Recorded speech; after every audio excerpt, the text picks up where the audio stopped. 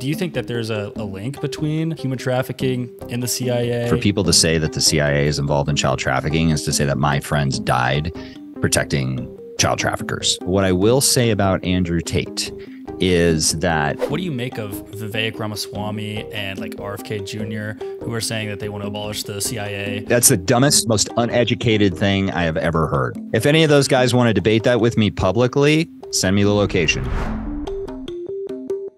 Beautiful studio you got there. Thank you. It's a extra office in my office, and so we turned it into a studio. Let's go. All right, we're rolling here. Perfect. Cool. You ready to jump in this? Let's do it. Awesome. Yes, sir.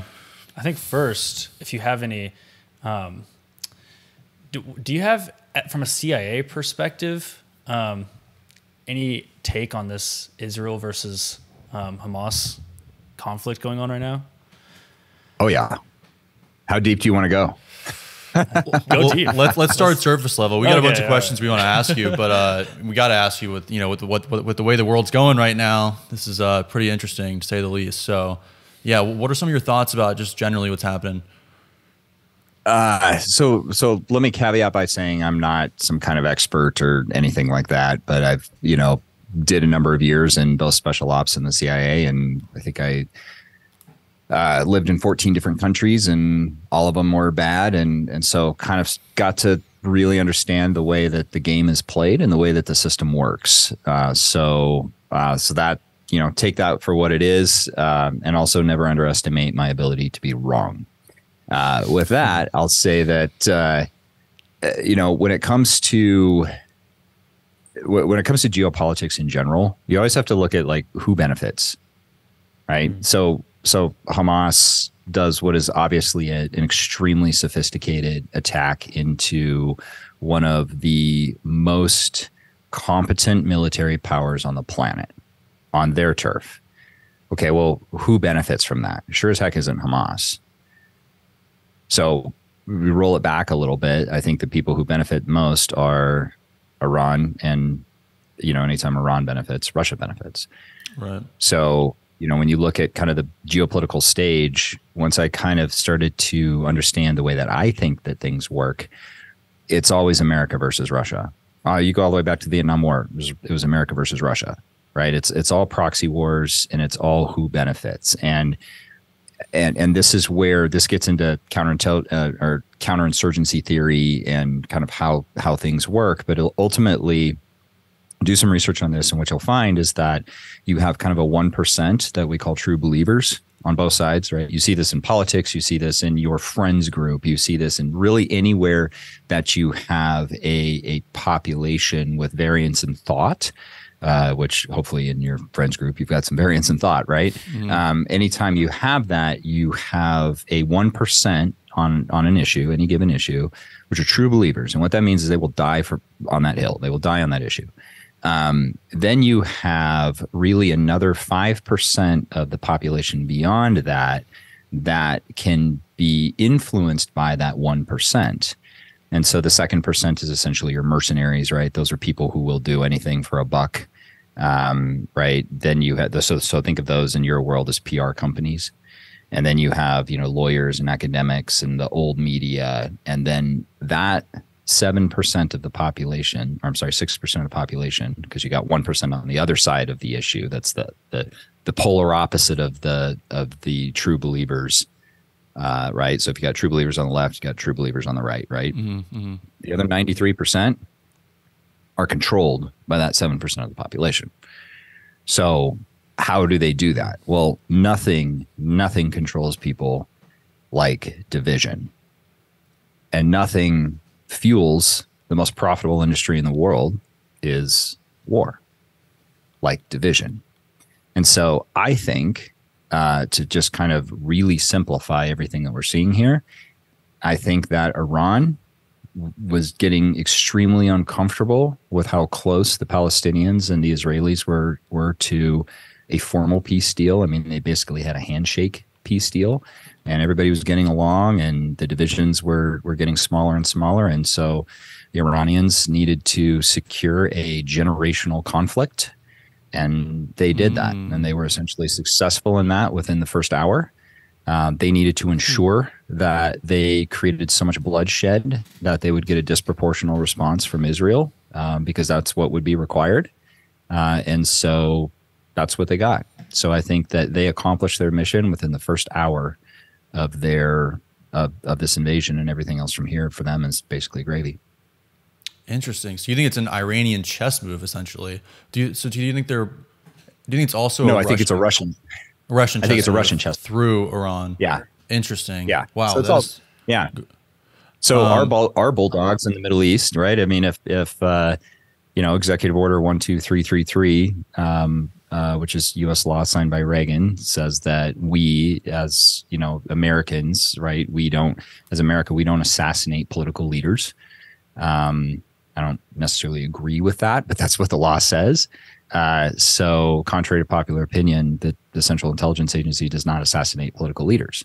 All right. We'll smoke terrorists all day long, but we don't kill leaders. So when you see the head of Iranian nuclear, whatever, gets, smoked in Tehran, well, how did that happen? It wasn't us. So who's our bulldog in the region?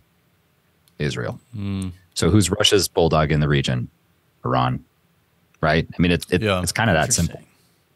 Wow. So this is a big chess game, it's proxy wars, like you're saying. It's very interesting. I want to ask you about the information coming in, because, we've had a lot of wars in the past with, started on false pretenses, which nowadays it's really hard. I don't know what information to believe, especially now we have X and now we have the mainstream media. X means Twitter. And so, I go back and forth, and it's like, geez, I don't know what to believe, because there's propaganda coming from all sides. And the mainstream narrative obviously is tilted to one direction. And I don't know if I can even trust that, because, we've been fed the babies and incubators thing, and it's like, okay, well, that kind of came out. We got WMDs. That wasn't real either. So do you believe the information that we're being fed right now? One, and then two, if not, what do you think is kind of the real information, so to speak? Or how do you filter that information? Yeah, that too. So when it comes to geopolitics, there's kind of two people that I really like. Peter Zeihan, obviously, is one. He's really good at breaking it down. Anything Russia related, big fan of Dan Hoffman. He's a contributor on a number of platforms. Kind of full disclosure, he was my boss at the CIA at my last station.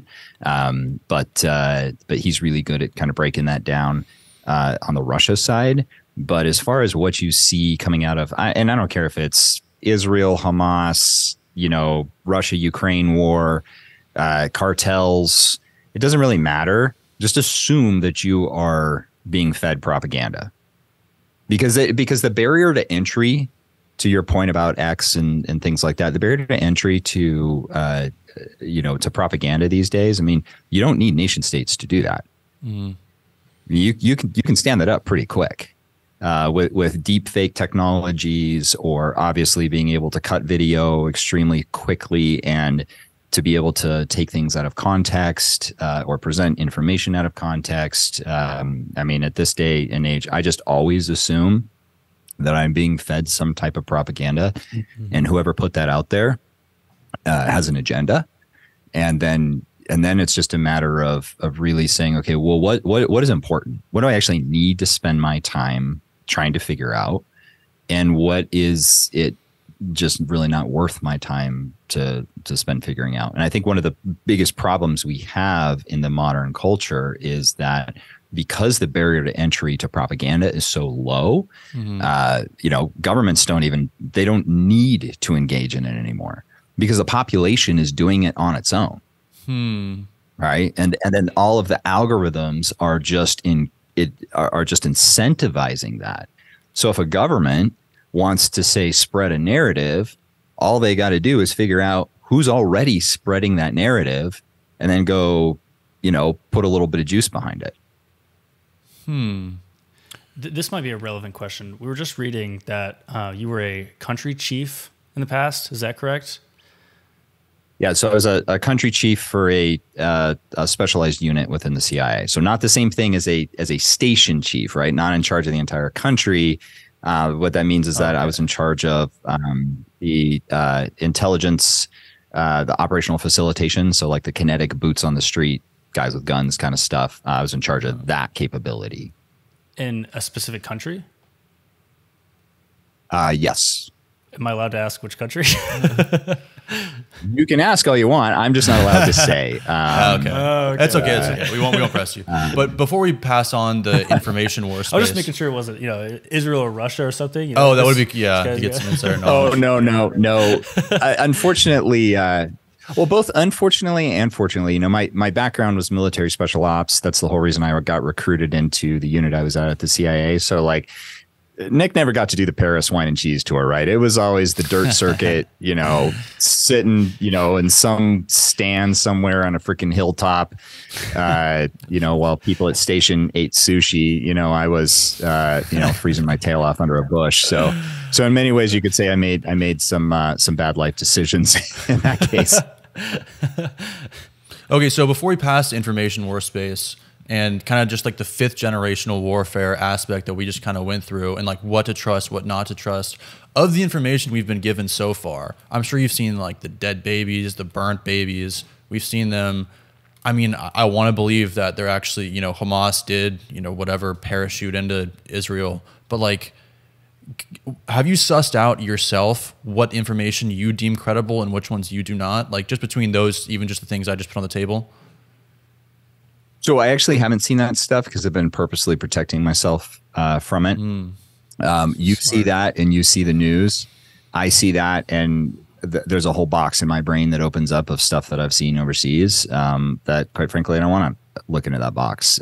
So I know what these types of actors do. Are they harming babies? Wouldn't surprise me. I can't say definitively, right, whether or not they are, but it wouldn't surprise me because again, if you think about who benefits, what's the whole point?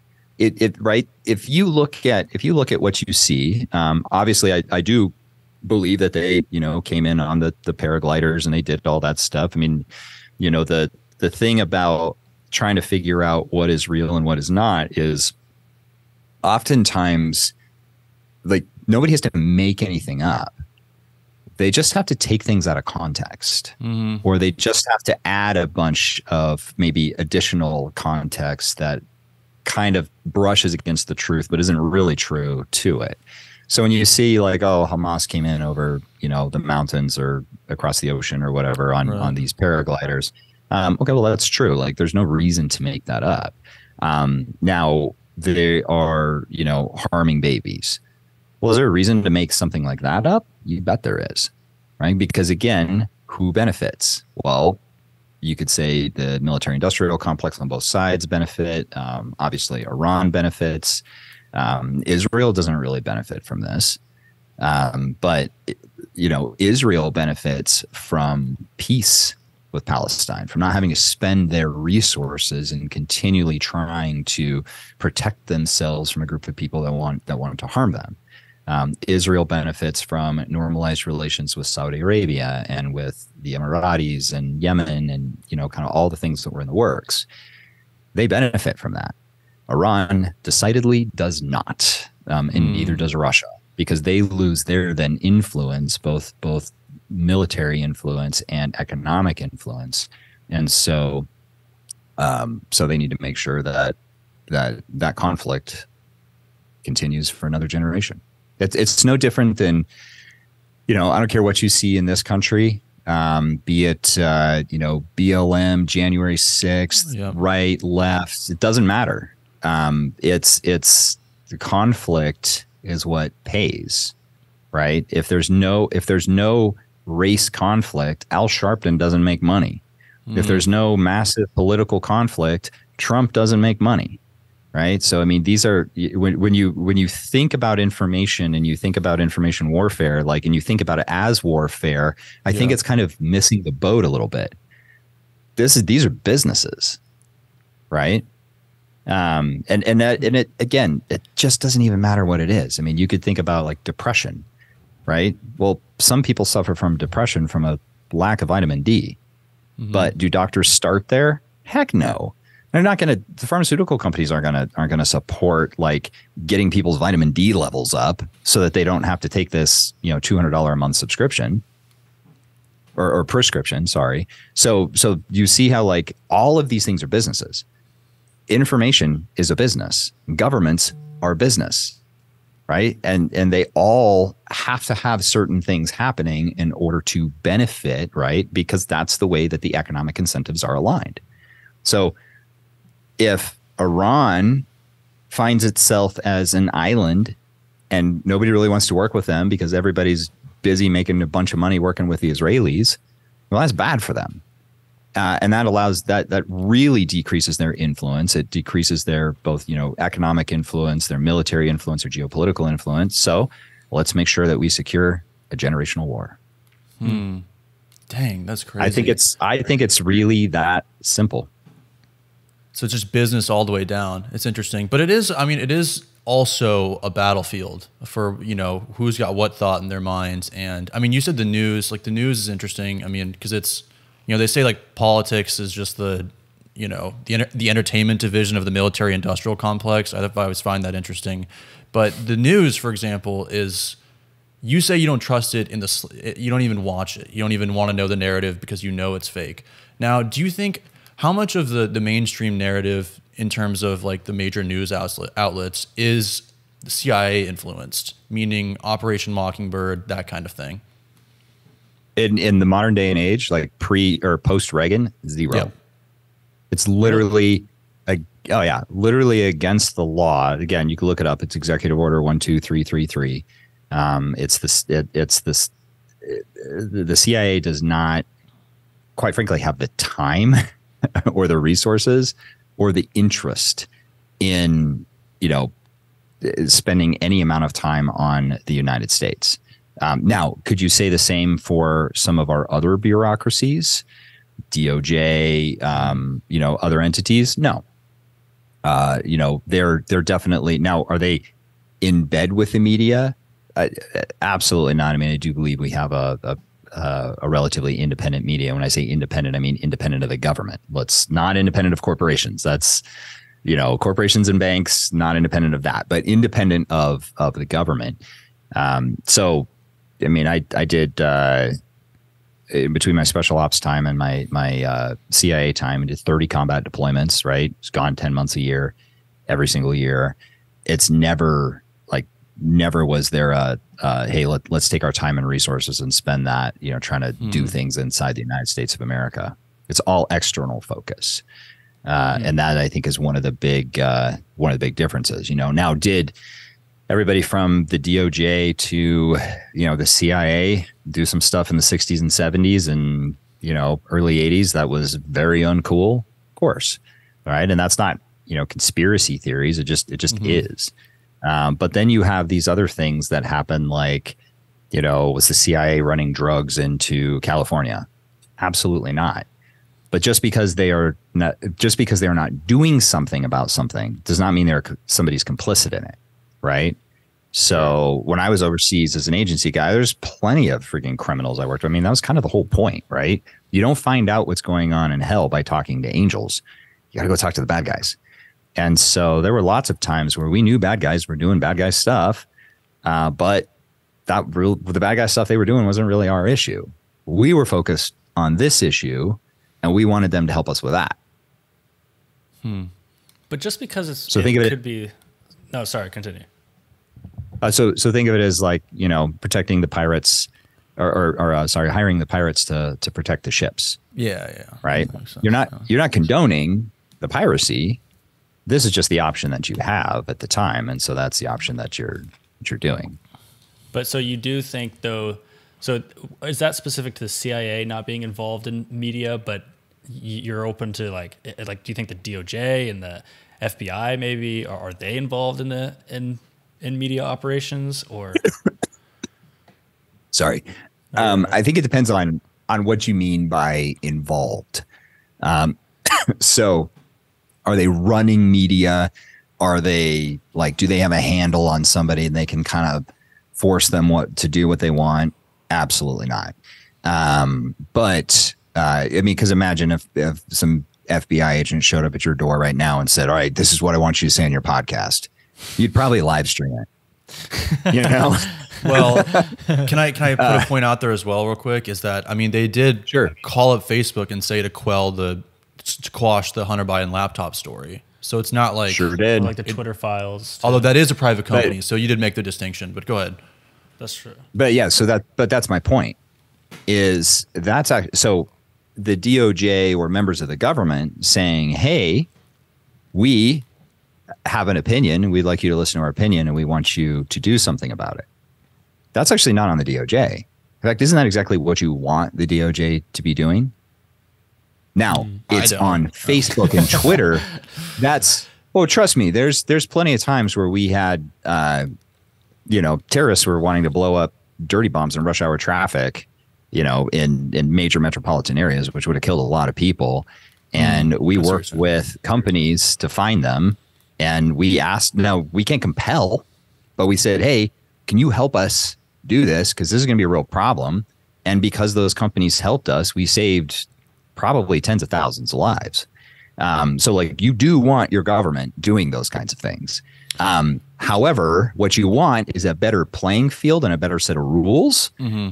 Right. So if it's like, hey, look, this is a, threat against the country issue. Okay, well, then the company should be able to say, okay, well, then we do this. But this is a First Amendment issue that's embarrassing to us and we don't like it. Well, the companies shouldn't have said yes. They should have said, no, go get bent. In fact, the fact that you asked us to do this means we're actually going to double down on it and we're going to go dig deeper. So if the media was doing its job, right, if these companies were doing their job, they're supposed to be completely separate.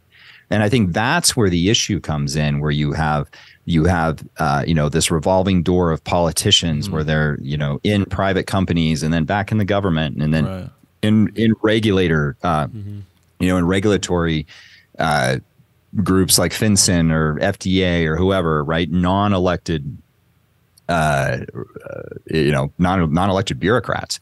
And then they're back into the private company, right? That's the problem.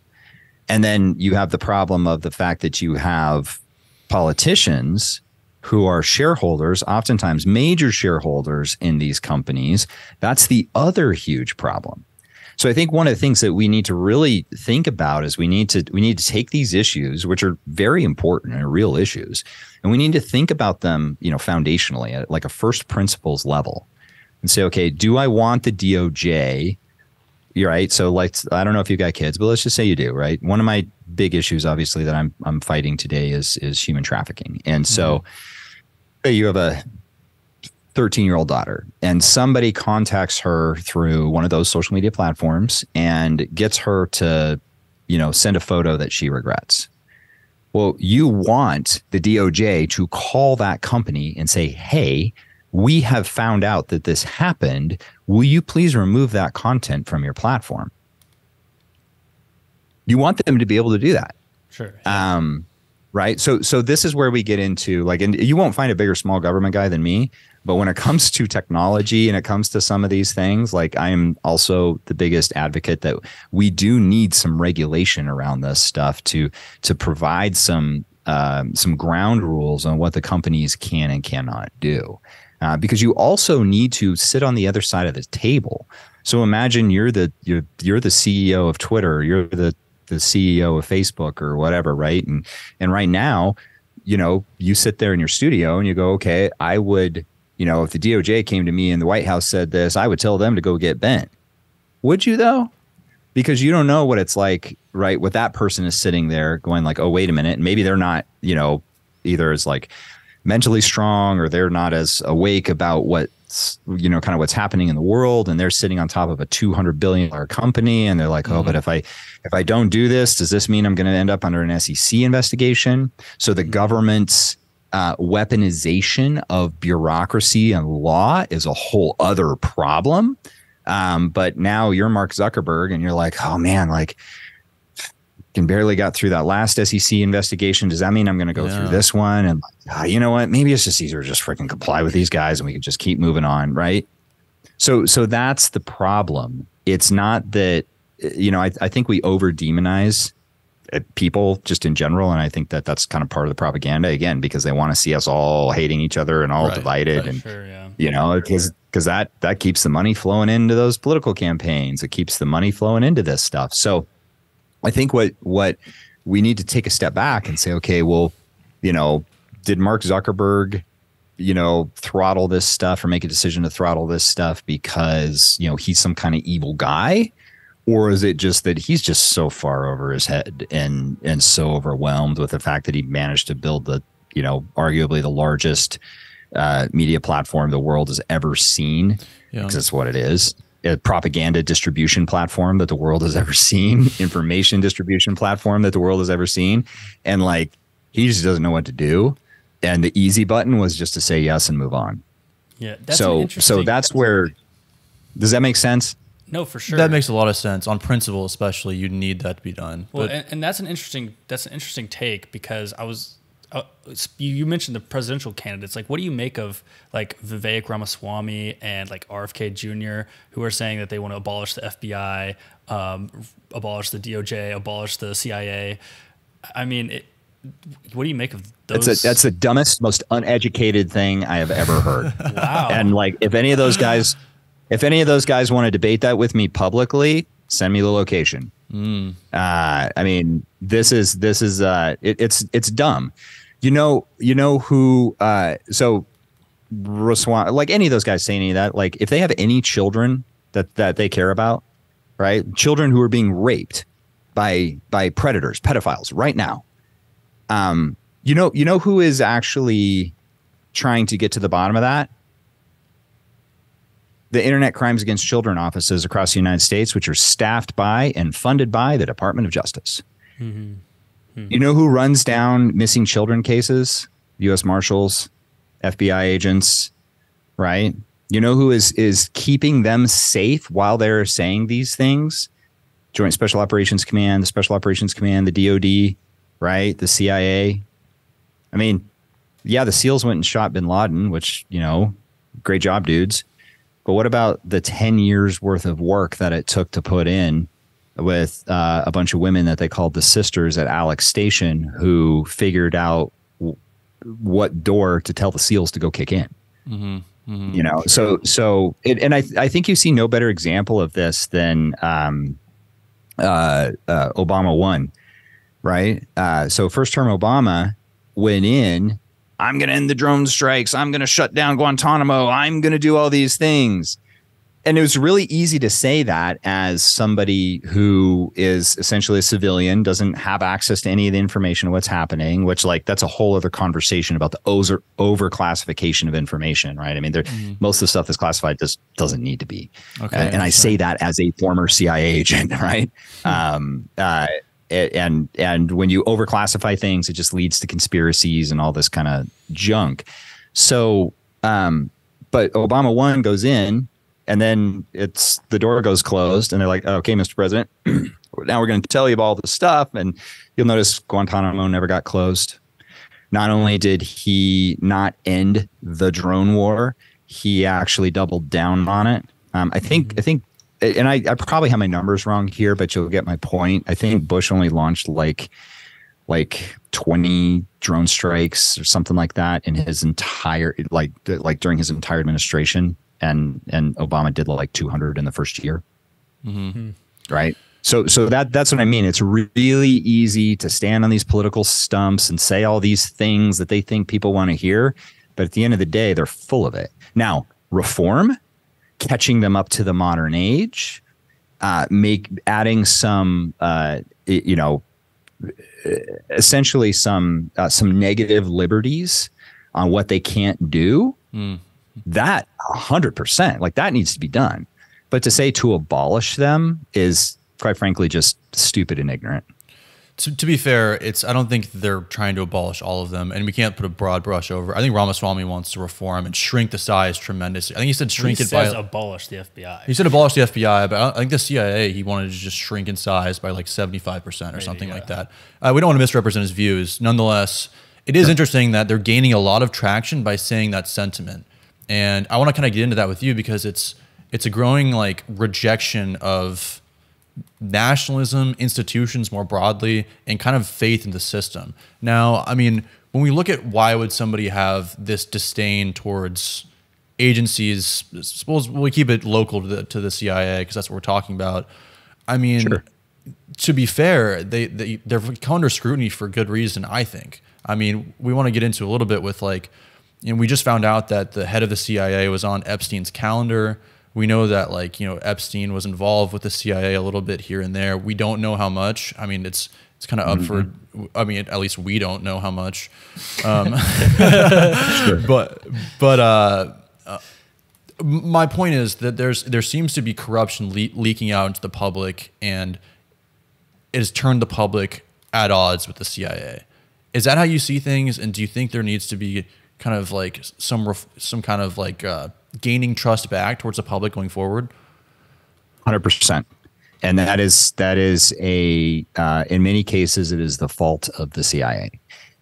This whole we don't confirm or deny mentality from, you know, the early days, the basically the pre-internet era is it just doesn't work in the modern age.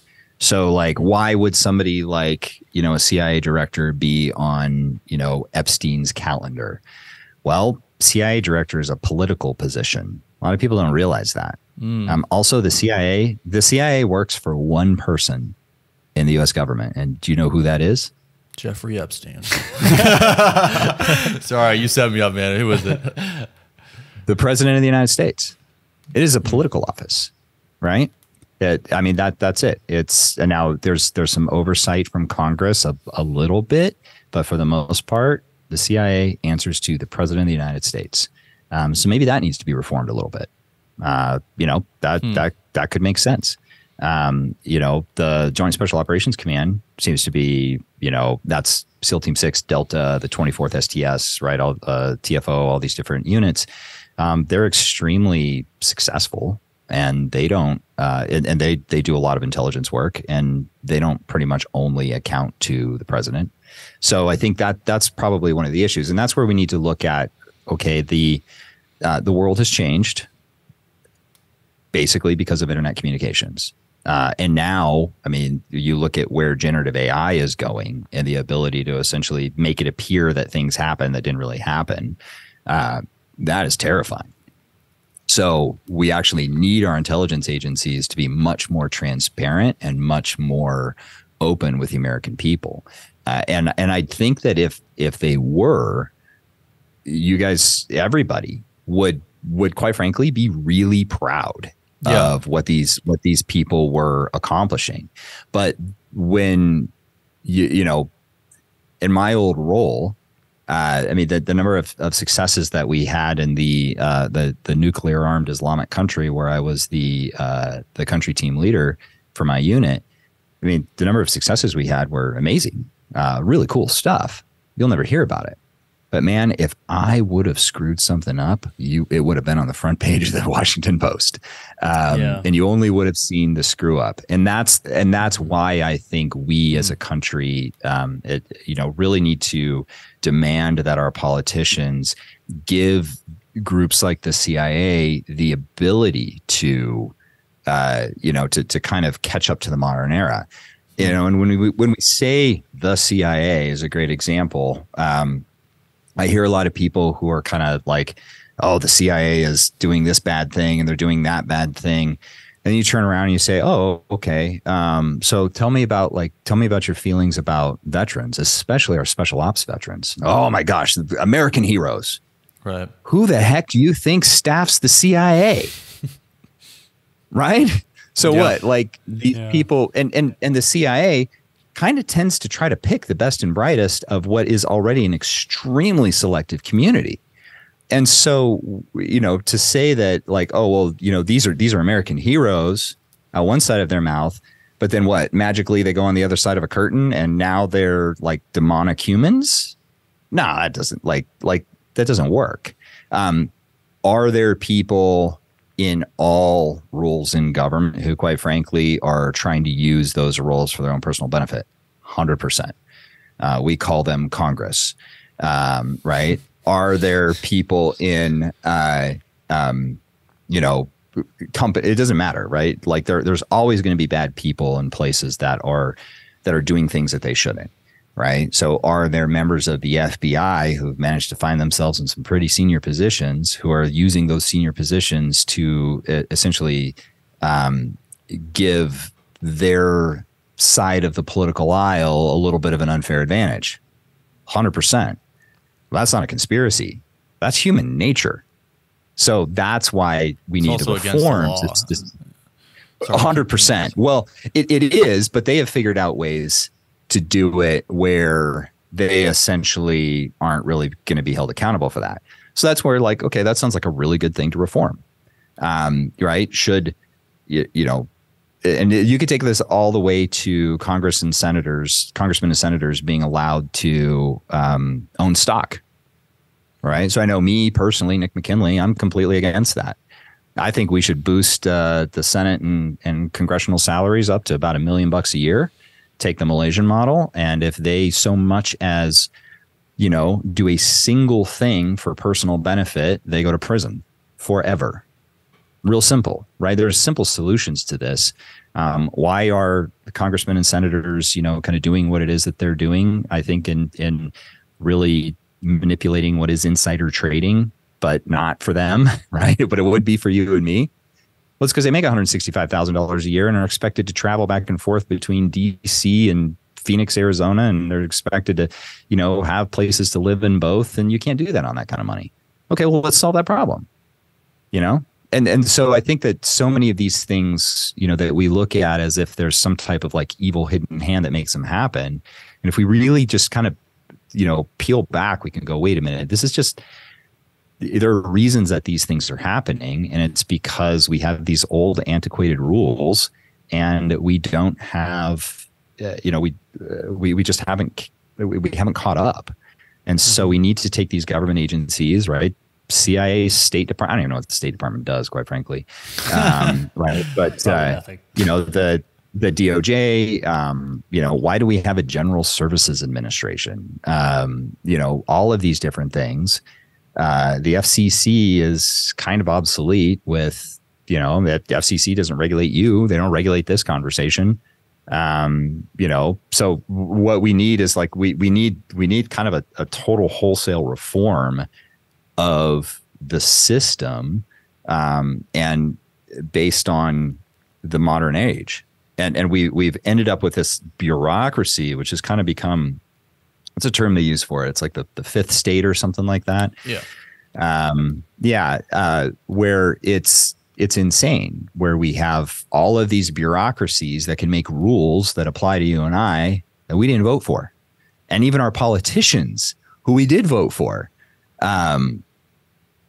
don't have any control over these people.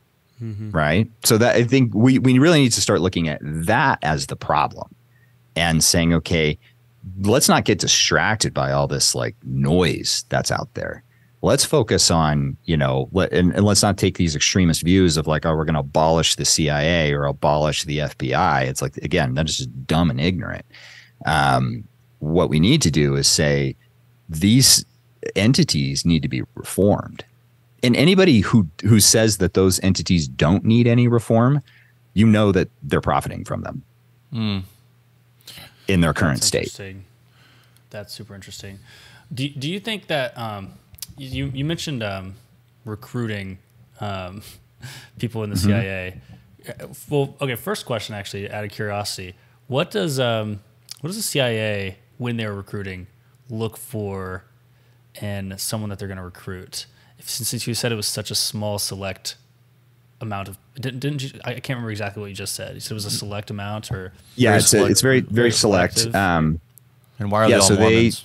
Why are they all Mormons? So that's a myth. They're not. I can think of the entire time I worked in the CIA, I can think of two people that I knew were Mormon. Right. So, I mean, you've got, you know, women in, you know, hijabs, you know, very fundamentalist Muslim women walking around in the CIA, and it's a pretty good cross section of society.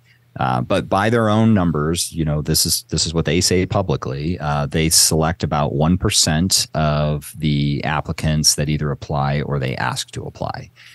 So in my specific situation, and obviously there's details that I can't get into, but for the most part, in my specific situation, they had a specialized capability that they built up in 2003, and they needed military special ops guys in order to fill that capability. And I literally got a phone call asking if I'd be interested in applying to a special program.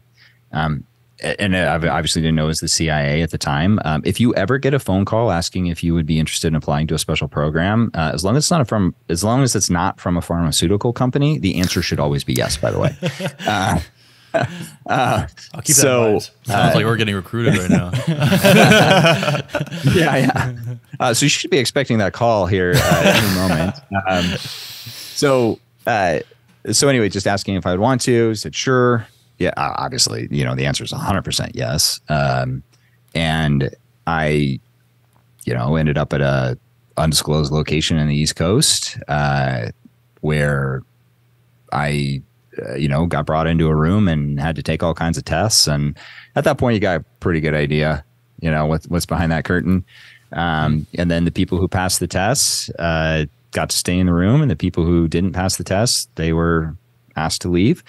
And then they came in and said, hey, the next 30 days, you'll be selecting for a specialized program within the Central Intelligence Agency. Any questions? No. Go get your suitcase out of your hotel room and get on this bus and to go to the next undisclosed location, right?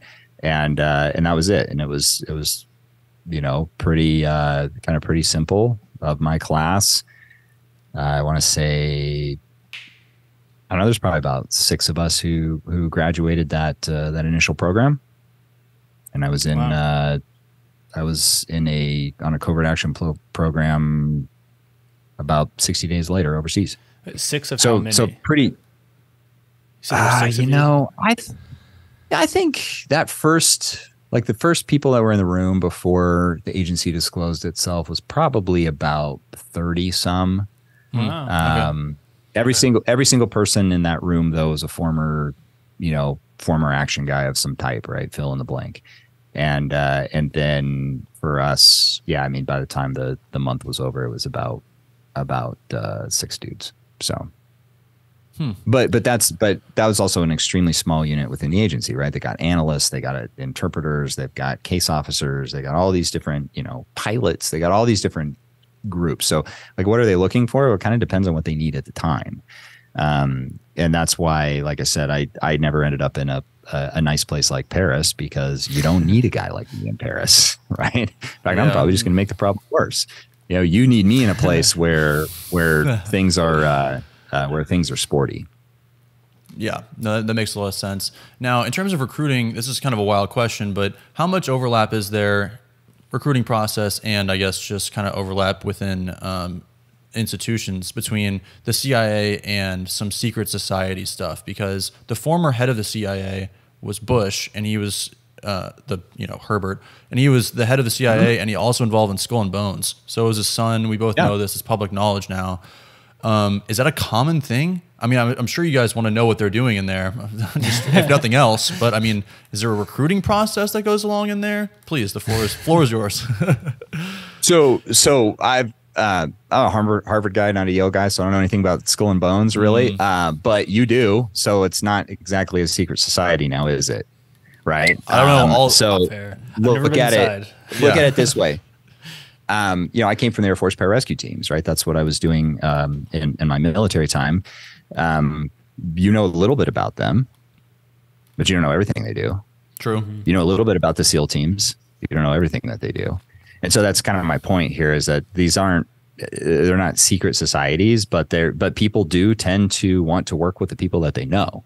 And so the guys that I brought into my unit, I was the first person with an Air Force special operations background to be a staff officer in my unit. And then my team leader was like, we want more of you guys. So who did I reach out to? My network of former Air Force special ops guys, right? Makes and the sense. SEALs reached out to their network of former SEALs. And so when you see that you have these kind of commonalities in groups like Skull and Bones or Mormons or whoever, right? I mean, if you have a high performing Mormon at the CIA and you say, hey, can you make a recommendation on who would be a good person for this? They're like, oh, I know just the guy, or I know just the gal. High probability they're going to be a Mormon, right?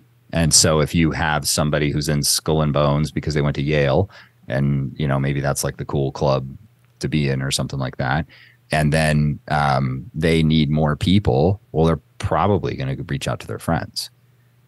So it's not really kind of a conspiracy around like these secret organizations. It's just people reach out to the people that they know, and those are the people who will most likely get the role if they make it through, because the agency is actually really big on bringing in the people who are recommended to them. So that's actually how I got the initial phone call. Was one of their people had worked with me on something. I didn't know that they were agency, and basically had somebody recruit me in.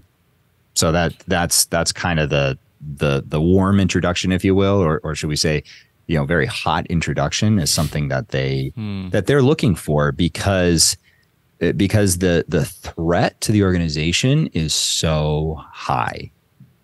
So there are right now every frenemy country and enemy country, because we don't really have any friendly countries, are all trying to position their people to be likely candidates to get picked up by the agency. And we're doing the same thing to other countries, right? I mean, that's the game. And so it's a whole lot easier if they can say, hey, Nick, do you know somebody who'd be good for this role? There's a slot on another team. You'd be like, oh yeah, you need to call Mark. Mark would be great at this. In fact, I had dinner with him, 2 months ago when I was passing through wherever Mark lives, and didn't tell him where I worked, but he kind of had a pretty good idea, because covers with guys like me are quite frankly pretty flimsy. And so it was, it was like, oh yeah, you should call this guy. I'm like, okay, thanks. What and was then your Mark cover? gets the call. What was your cover story? Did you have one? A cover job? Yeah, I did, but I'm not allowed to say, because if I said it, then the other people with that cover story would you're given the cover story, huh? Oh yeah. Okay. It's ridiculous. You see through it about you drove around 20 in an minutes. exterminator van. He's a pizza delivery guy with a fake. So really funny. I was in a Middle Eastern country, and I got issued a vehicle when I showed up there, and it was it was a $500,000 vehicle, like straight up James Bond SUV with all kind of bulletproof glass, all this like extra cool stuff on it and whatnot. And it was the body on the outside, right? I mean, this isn't what it was, but what it looked like was a Mercedes G-Wagon, freaking jet black, shiny as can get. And I was like, really? Like, can I get like a white Toyota Corolla, or maybe a Jetta, or an Accord or something? Like you realize our whole concept is to blend in, and this isn't going to work really well. That's hilarious. So, but in some Middle Eastern countries, that would make you blend in very well. And so some bureaucrat was like, oh, this is the Middle East, so we'll just order another one of those. Mm-hmm. That's funny. That is hilarious. Yeah. Well, okay, so let's pivot a little bit and talk about your delivery funds. Now, I think it's really interesting that you've had all these years of service, and then now, after all that, you've kind of, I'm assuming here, but you think like this is a really big issue that you want to solve and contribute to solving with Delivery Fund, which for those that don't know, I'll give the floor to you in a second, but it basically is a company to help stop human trafficking, among child trafficking and all that. So, we want to ask you, I mean, I mentioned that the CIA director was meeting with Epstein, and we just looked up a story. Who was it from that had?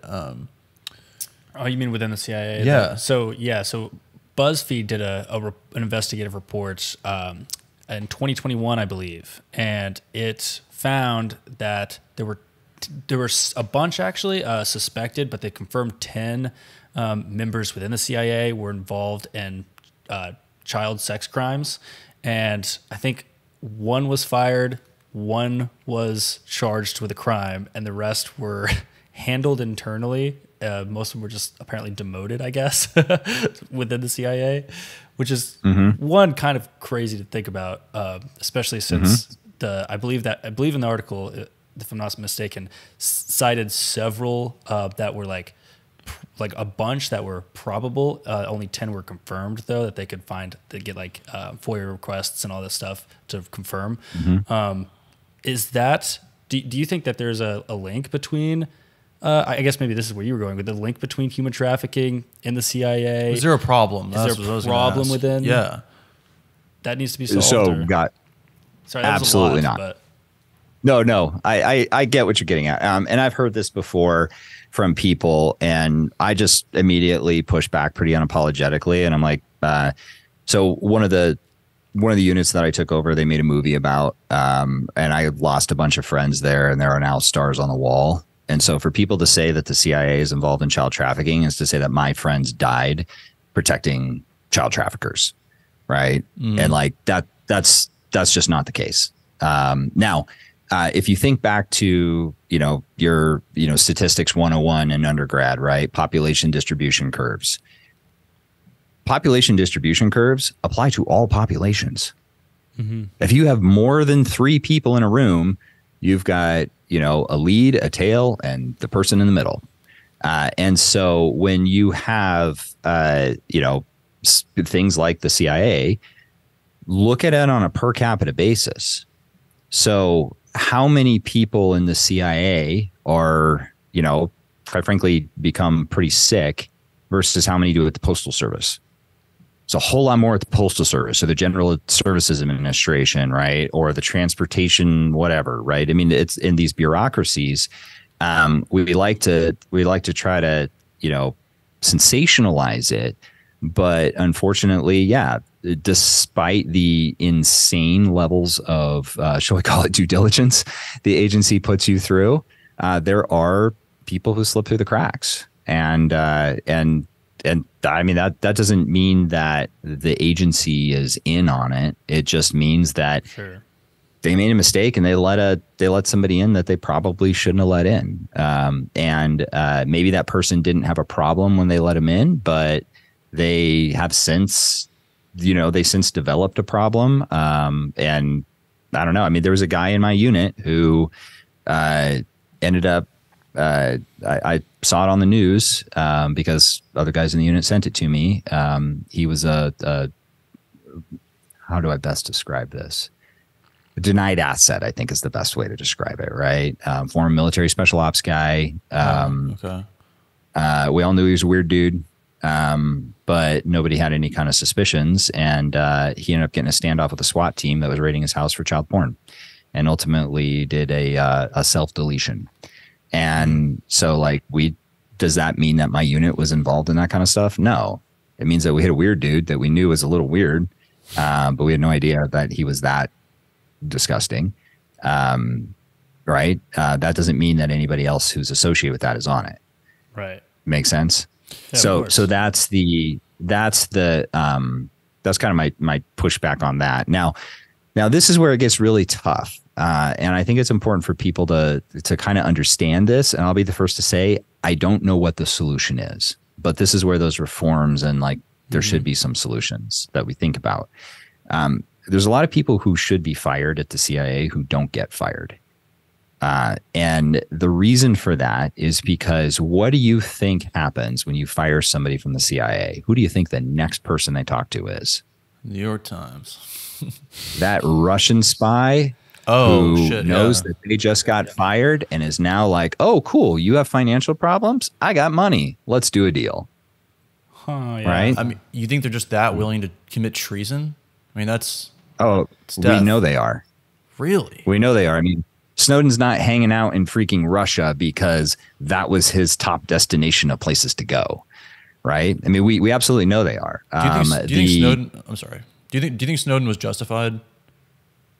I think Snowden is the most successful Russian spy that this country has ever seen. Seriously? So you think he infiltrated as a Russian spy to begin with? Or do you think he ended up doing that because it was financially... incentivized? No, his was ego. His had nothing to do with finances. In fact, I think he'd be a little less of a freaking demonic human if it was finances. His was just pure ego. I was in a foreign country, again, like not a nice place, real bad place. And our comms officer was a very, very senior guy.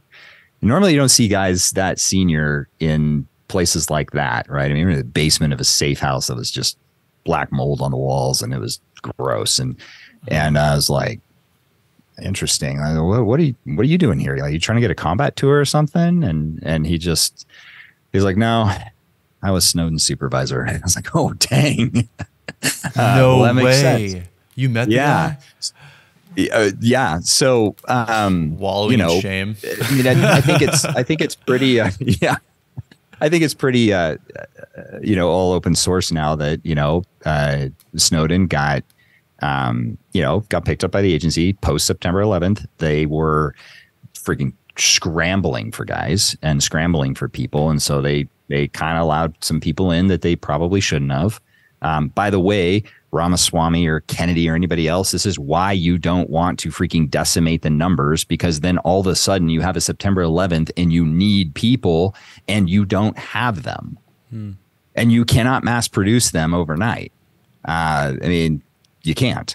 And so anyway, he ended up getting in, and very quickly they figured out something was wrong with this dude. So they offered him the opportunity to excel elsewhere.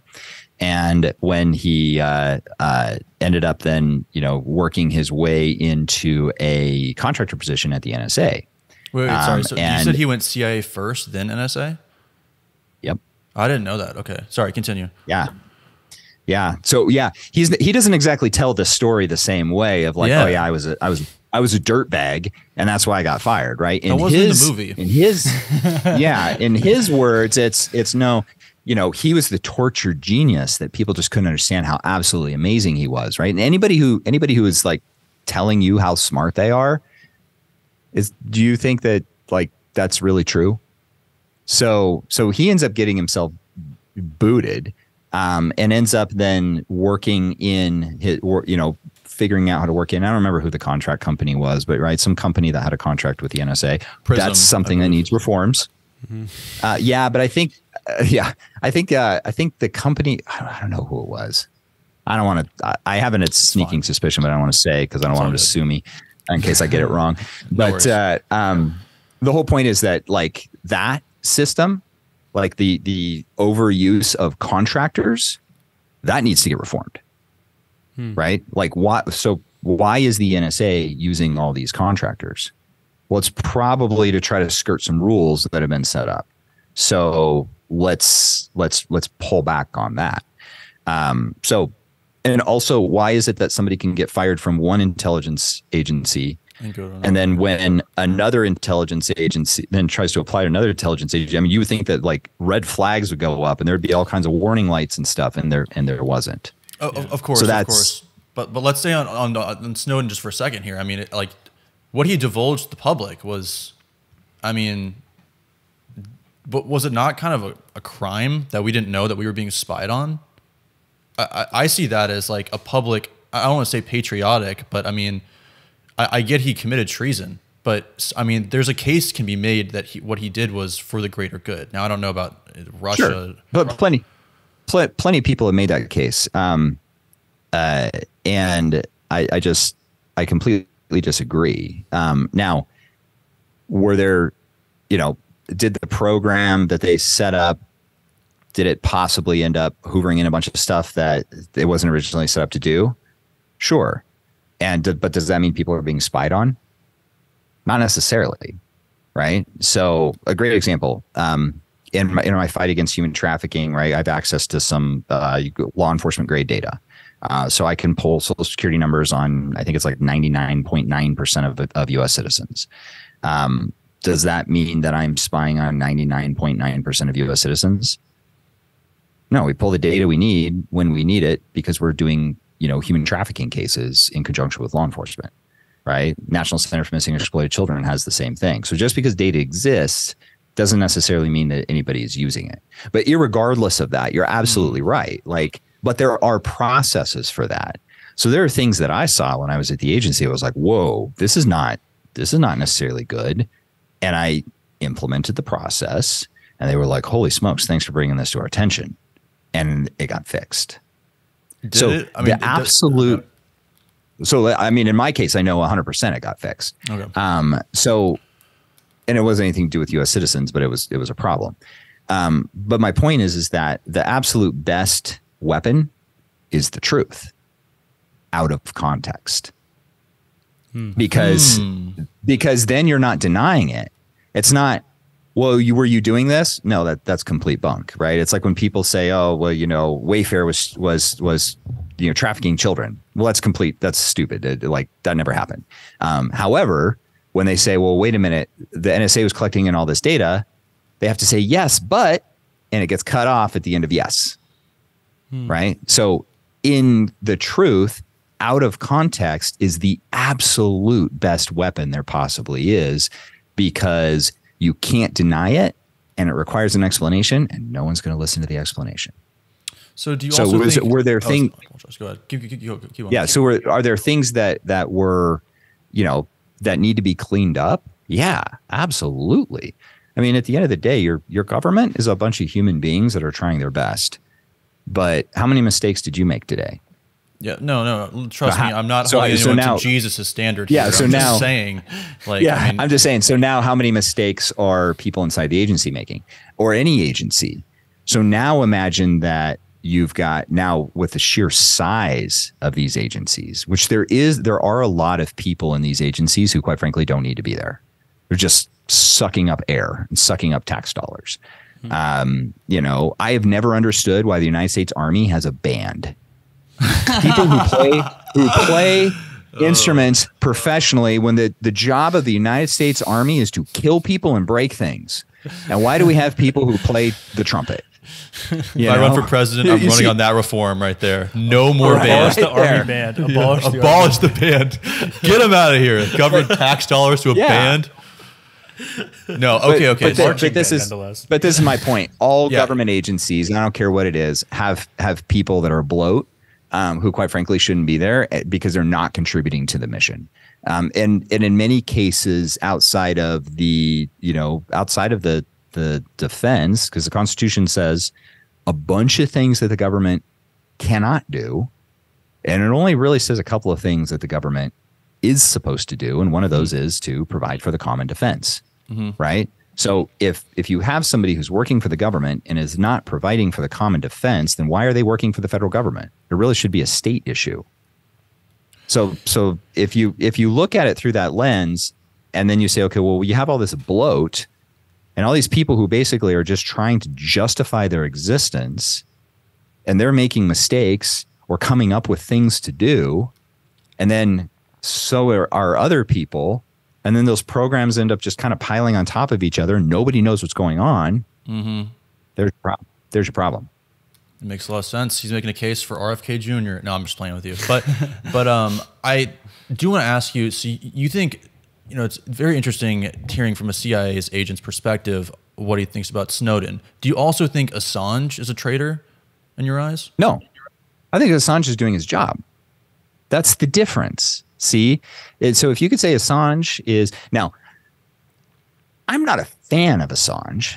I think people have to stop with this brinksmanship crap and pretending like everybody is demonic. But also, Assange was the press, right? Yeah, he was the press. So he was doing his job. I agree. Yeah, that's different, right? And so in the press's job, if it does it, and let's face it, the press has not been doing that for quite a while, but its job is to be a check on the system. Should quite frankly be writing negative articles about everybody all the time. Yeah. Right. And so I think that's the difference. Now, there are national security is a very real thing. Of course. But he doesn't believe that, right? turn on what's going on in Israel or Ukraine or anybody else right now. There are men and women who are keeping the wolves at bay in our country on a daily basis, and we need them to continue to do that. And the people on the ground are usually not the problem. The people actually in kind of the higher levels of government, right? It's the what we refer to at the agency as the fifth floor. You'd have these people who were working in an intelligence agency which focuses overseas, yet they had never been outside the United States of America and had never done anything, had never had anything to do with an intelligence operation. Mm-hmm. Right? You had lawyers who had never been outside the United States of America, never participated in combat, trying to tell me what weapons I could and could not carry on the ground in Afghanistan. Right? And then I'm facing potential criminal charges if I violate the rules that some, lawyer in a suit in a cushy chair in the air-conditioned office who, quite frankly, never had the balls to go strap on armor, telling me what it is I can and cannot do to defend myself and my country and my team from the lethal effects of the enemy. That's your problem. I hear you. And that's an eternal problem. I don't know if there's really a great solution to that. But now, on the Assange thing, is your stance on Assange is my stance on Assange as well. I think he's the press and what the press should be doing. But that doesn't seem to be the official stance of the CIA. Am I right in saying that they've very opposite of that response? In fact, very much so wanted him gone. They had a plot to kill him. Did not have a plot to kill him. That is not true. Pretty sure that's okay, nobody. All right. Nobody in the. They didn't want to poison him. No. So the CIA doesn't do that. That's a Hollywood thing. Now the Russians do that all day long. The Israelis do it, right? The French do it. Other countries do it, but we don't do it. That again goes back to Executive Order 333. So when we say that, like, okay, well, the CIA is going to, kill somebody who is not a designated enemy of the, of the United States, especially if they are a U.S. citizen. Now, Obama did that a couple of times, right, with al-Awlaki, and I think everybody, that's pretty public information. But otherwise, no, that's not what happens. Now, are they going to be pissed off? Sure, because the CIA is going to look out for its own best interests, as you would expect them to. And they aren't going to want things published that are potentially going to complicate, their operations or put their assets or operatives in the field at risk. So just because I don't agree with what he was doing, doesn't mean I think that he was, breaking the law. We have to keep in mind, though, that the CIA has no law enforcement authority. Zero. None. The CIA has never arrested a single person ever, right? The DOJ does. And so if the CIA thinks that they have a crime, they pass that, or somebody's committed a crime against them or something like that, right? They pass that to the DOJ. You'll notice like Robert Hansen, all those folks who were, Snowden, it doesn't matter. Mm-hmm. The CIA is not sitting in front of a judge saying, hey, can you give us an arrest warrant for this guy? It's the DOJ. And I think that's one of the things that people don't understand is that the Central Intelligence Agency has no law enforcement authority at all. It cannot detain, especially a U.S. citizen, cannot detain a U.S. citizen, right? It can detain terrorists. But even then, it usually falls to the Department of Defense to detain those terrorists, right? Not the CIA. Yeah, I think that maybe one of the bigger problems here is like the CIA doesn't really answer to somebody. So like, yes, they have all these rules, but if let's just say they wanted to kill Assange or they wanted to have a plot to kill Assange, there wouldn't. I mean, am I wrong in saying that they? Like, who are they answering to exactly? Because the checks and balances system doesn't have like an overseer of the CIA. You said it runs up to the president. I mean, yeah. So the president, in order to do something, this is all public information. You can literally read books on it. But in order to do any type of lethal action, it literally requires the signature of the president of the United States. It's called a finding. And so if the president signs a finding, then that can authorize lethal action. I see. Okay. But does that make sense? So it's not that there aren't checks and balances. And two, we also need to keep in mind that when we say they, who is they, right? So the CIA, the SEAL doesn't come out of the floor and go kill somebody. That means that there are people who would have to do that. Well, who are the people in the CIA who carry guns in anger on behalf of the taxpayers? It's almost to not almost to a person, I would say about 80% to a person, former military special operators. Mm. So now what you're saying is that those special operators who are very, very bright, very well educated in the Constitution and what they can and cannot do, right? I mean, you darn near have to freaking be a lawyer these days with all the rules of engagement and the complications around them that the administration's put on you. Those men primarily are going to go out and do these things that they know are wrong and unethical. That's actually your biggest. Yeah. So it's actually the American citizen that and the citizen that volunteers to go work in those entities. That is actually your biggest check and balance against the abuse of power at a broad level. Now, that doesn't necessarily apply at the top of the pyramid. And let's not confuse the bottom of the pyramid with the top of the pyramid. Of course. So what you see happening with the DOJ and the weaponization of laws and the lack of essentially equal application of the law, that's happening at the top level. That's not happening down here. And so that's where we need the reform, is up here. Because most of the time, the reason that you find out about an abuse of power, I mean, I'm probably painting with a broom here, but it's probably relatively accurate. That abuse of power is coming from somebody at a top position. And it's usually somebody from a middle to lower tier who blew the whistle on that person in the higher position. Yeah. Okay. That makes a lot of sense. And it's the hardest place to reform, it seems like, too, because it's such a high up position. Okay. So I want to pivot here for just real quick, but I know we want to be respectful of your time and make sure we don't keep you too long. But I do have one more question about, so Robert David Steele is a guy he's passed away now, but he was in a very similar position to you, where he served a long time in the agency and then became, started I don't remember the name of it, but quasi, very similar to you, institution to fight trafficking.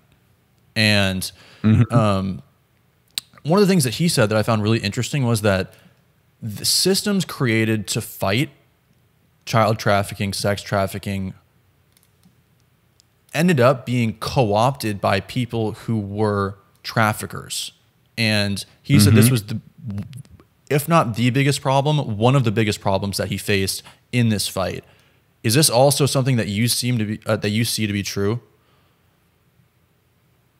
I don't want to speak ill of a dead man, but I'll tell you, Robert Steele's CIA experience was not what he led people to believe. And I think that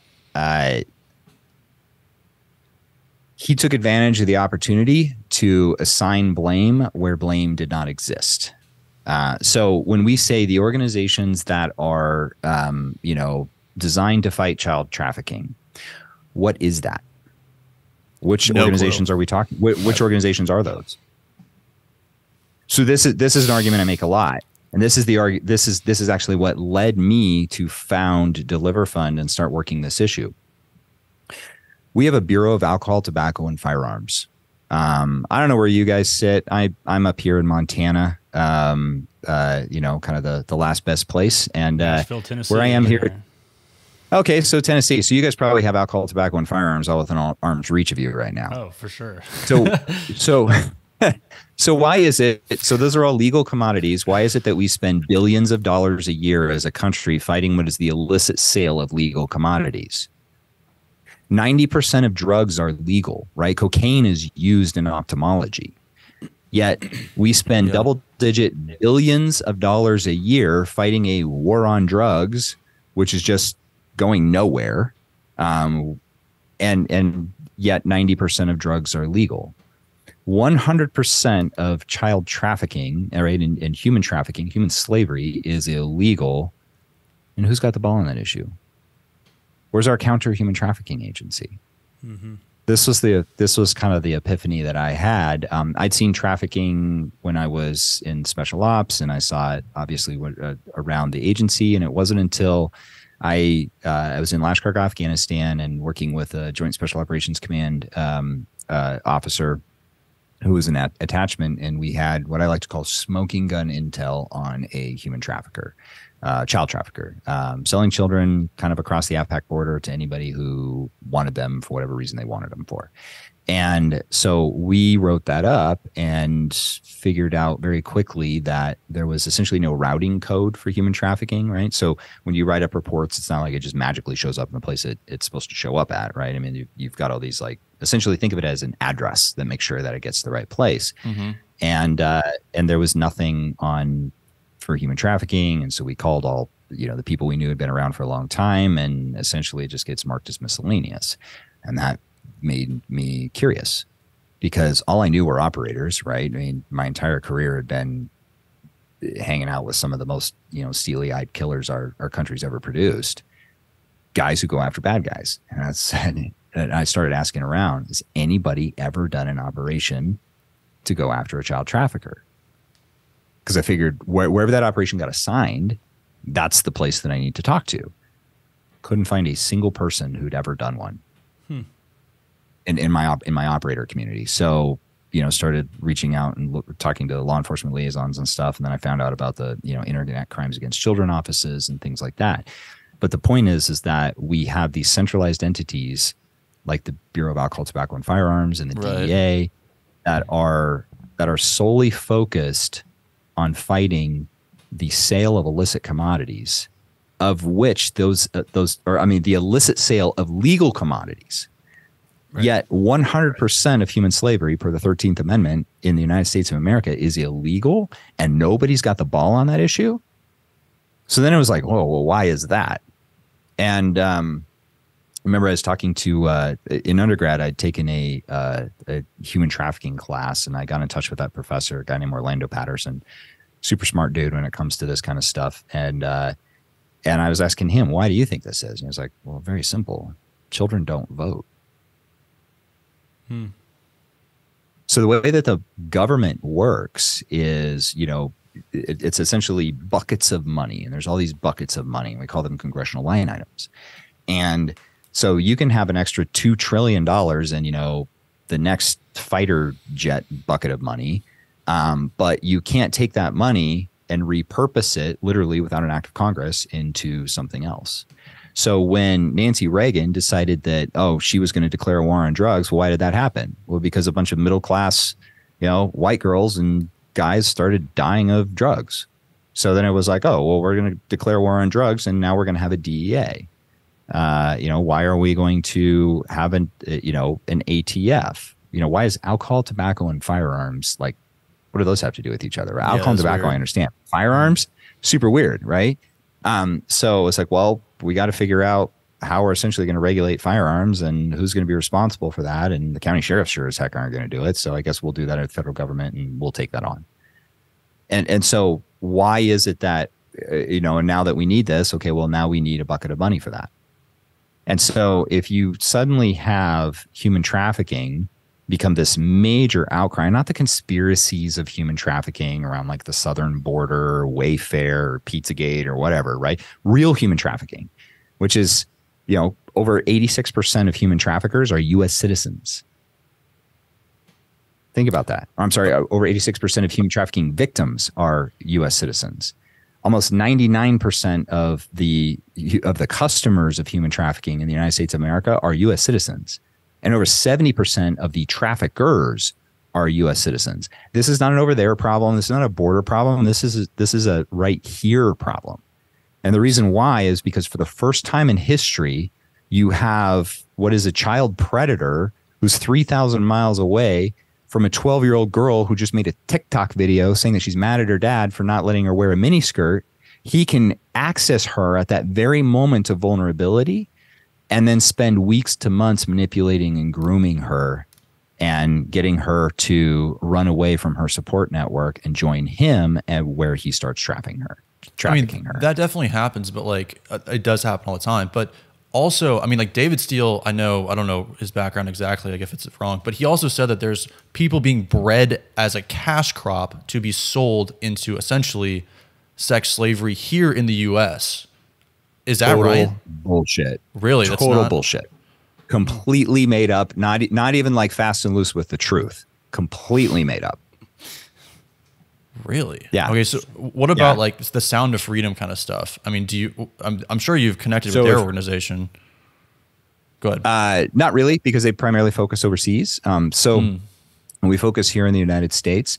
So if you live in Guatemala or Mexico or Colombia, Thailand, right? Some second or third world country, that narrative of like your child being abducted or answering the wrong ad or something like that, that's very relevant to you. Mm-hmm. If you live in the United States of America, your child has roughly the same chance of getting struck by lightning as they do being abducted by by a stranger. And we know that from the National Center for Missing and Exploited Children data. So when you look at their data, you find that 0.0001, I believe, or 2% of their cases, a very, very small amount, actually are stranger abductions. 92% of their cases are what they call endangered runaways, which is a fancy way of saying a stranger contacted a child on the internet and started manipulating and grooming them, which children are pretty easy to manipulate and groom, and got that child over a period of, weeks to months to sometimes even years, got that child to run away from their support mechanism into the arms of somebody that they thought was going to take care of them, was going to be a boyfriend, girlfriend, shower them with gifts, whatever. And then that person starts trafficking them, usually like within hours. That's child trafficking in the United States of America. And it's being driven by, the American male who thinks that they're engaging in the commercial sex industry, where the major majority of the commercial sex industry is actually trafficking victims, or they think that they're just watching, webcam porn, but that girl is being forced to do that stuff on that camera for the economic benefit of the person who's sitting on the other side. Mm-hmm. The child trafficking stuff is not a conspiracy. It's like literally happening right in front of us at a massive scale. That's the real problem. And I think that a lot of people, right, 50% of American males are engaging in porn. 9% of American males are engaging in the commercial sex industry. And it's so much easier for them to go, oh, the child sex trafficking stuff, that's happening over there. That can't possibly be that girl that I'm watching on the camera right now. Right. And so they don't want to be confronted with the realities of what is really child sex trafficking. And when I say child, I mean like, some of those girls that they're advertising as 22 are 16 or 14. They don't understand too that they're the customer. They are propping up that market for child trafficking. They are the demand. They are the demand that is creating the market, 100%. Man, that is a hard note to end on. But I guess you mentioned Cam. The final question here. Do you think, I don't know if Andrew Tate, do you think he's a trafficker or not? Because I have no idea. Don't know the guy. Have not seen the case file. And I think it would be extremely irresponsible for me to comment.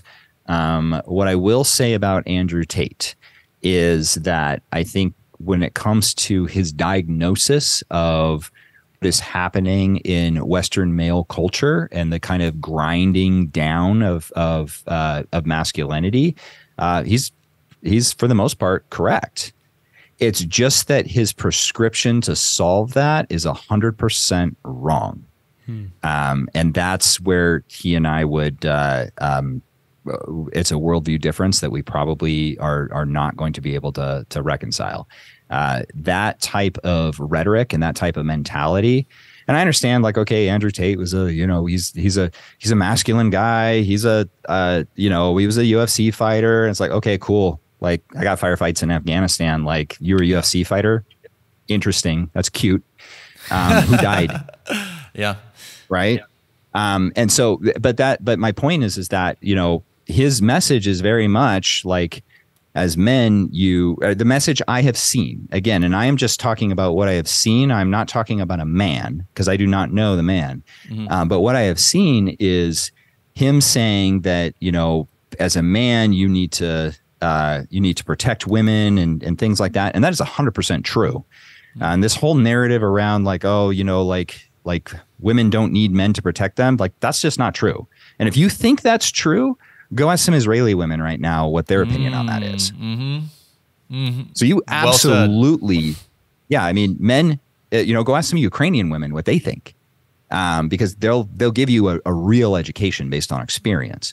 However, what Andrew Tate, who openly says that he ran a webcam business, that is not protecting women. That is exploiting them.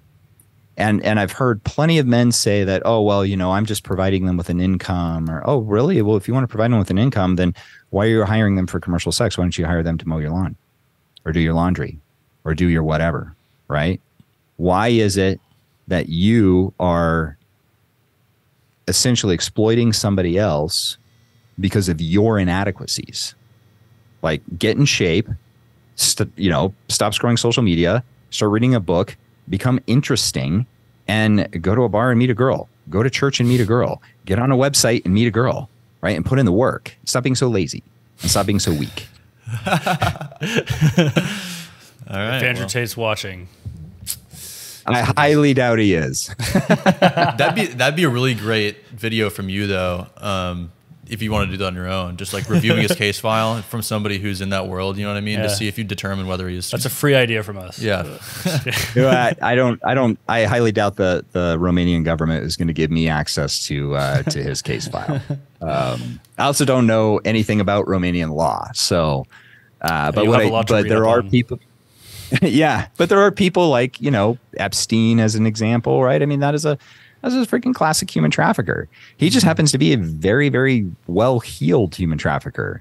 Now, but that model of human trafficking that Epstein and Giselle, that model that they used, Ghislaine, that they used, that is actually being played out on a daily basis in pretty much every town in America. Just on a much, much smaller scale at a Motel 6 near you. Damn. Interesting. But you say it's a classic. Like, are there multiple people on his scale? Like, isn't. So we have a couple of cases that we've been running to ground on some really smart, very, very smart, very cunning human traffickers who are like what I like to say private jet rich. Now, obviously, I can tell you as a former intelligence operative who understands how the intelligence game works, there was something going on with Epstein. I 100% promise you it was not the Central Intelligence Agency, but there was another country, because the Central Intelligence Agency wouldn't have anything to gain there. And Mossad. I mean, it was totally Mossad. There's no way. I don't think so, only because I know how Mossad operates, and like they don't need to do that. Mossad does not. I mean, they are a straight up honey badger. They, the difference between Iran, Israel is America's bulldog, Iran is Russia's bulldog in the Middle East, right? The problem with Israel being our bulldog is our bulldog doesn't really do a lot of things that we want them to, where Iran basically will do whatever the Russians want them to. So I think it's bigger than that. I just don't think that Mossad could have pulled that off. I just don't think they're big enough. I think it's the French. The French? What's it called? No. FASPA or whatever? People don't realize the French are freaking. They're brutal. Their intelligence agencies are really, really good. They are I believe, the number one corporate espionage. Corporate espionage. I was just say that, yeah. Intelligence firm in the world. Like they are they are the masters of corporate, corporate espionage, right? And who was Epstein primarily butting up against? Primarily corporate people. So it's interesting. And when you know a really, really, really good intelligence agency is when they have a lot of power and you never hear about them. Yeah, but there'd be some kind of connection between the two of them. I mean, all roads lead to Mossad. I mean, it's possible he was like a super spy type thing with MI6, Mossad, maybe CIA. I don't know. But the paper trail leads one way. I mean, sure. So, sure. Is there any evidence? Is there any evidence for? I forget the. Oh no, the French is. This is just me speculating, because anywhere you see the paper trail lead, especially if it's intelligence, you can 100% guarantee that somebody made the paper trail lead that way, right?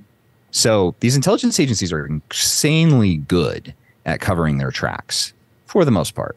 So that's why, like. I mean, could it be? Sure. I'm speculating. I don't know. But I kind of think the French. That's my, yeah. And what else is interesting about the French is they play all sides. The French don't have a side. They are on the side of France, which I don't know. Maybe that's a lesson we could all learn.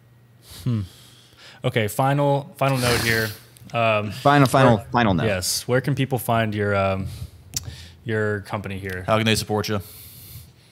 Yeah, so you can find me primarily on Instagram and LinkedIn at the.nic.McKinley. You can find my nonprofit organization, which is Fighting Human Trafficking. We work with over 650 law enforcement agencies across the United States. We are the centralized, essentially, intelligence hub for human trafficking. You can find us at Deliver, that's DELIVER, fund, FUND.org. All right. Perfect. It's been a pleasure. Thank you so much for giving us time. Sorry we went over a little bit. Hey, thank you, gentlemen. Hope you don't mind. That's okay. Great. That's okay. It was fun. Let's do this again, and we're gonna set up a debate between you and RFK Jr. Yeah. And Vivek, all three of you guys. Sure. Let's do it. FBI. Let's do it.